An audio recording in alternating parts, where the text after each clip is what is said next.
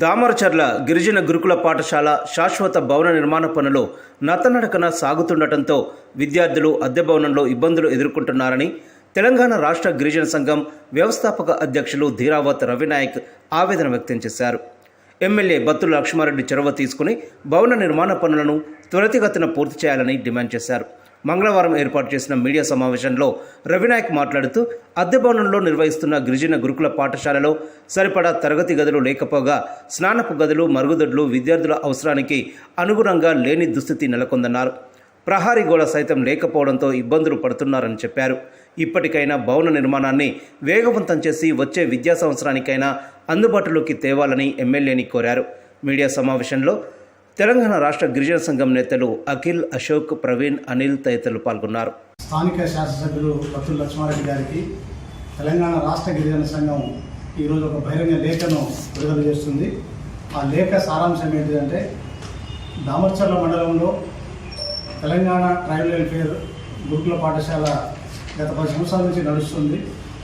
ఒక కిరాయి బిల్డింగ్లో ఈ పాఠశాల అద్దంకి హైదరాబాద్ రోడ్డు మీద కనీసం ప్రహారీ గోడ లేనటువంటి భవనంలో గురుకుల పాఠశాల నిర్వహిస్తూ ఉన్నారు. కనీసం రక్షిత మంచినీళ్ళు లేనటువంటి పరిస్థితి, మరుగుదొడ్లు, స్నానానికి సరిపడే నీళ్ళు లేనటువంటి పరిస్థితి, అరాకొర వస్తువులతో అద్దె భవనంలో గురుకుల పాఠశాల నిర్వహించబడుతుంది. అయితే ఇక్కడ ఏంటంటే ఈ పాఠశాలకు, గురుకుల పాఠశాలకు గత 2 సంవత్సరాల క్రితం, 3 సంవత్సరాల క్రితం 8 కోట్ల రూపాయలు రిలీజ్ అయింది ప్రభుత్వం నుంచి. కాంట్రాక్టు టెండర్ వర్క్ కూడా అయిపోయింది. కానీ కాంట్రాక్టు ఈ పని పూర్తి చేయడంలో చాలా నిర్లక్ష్యంగా వ్యవహరిస్తున్నటువంటి పరిస్థితి ఉంది.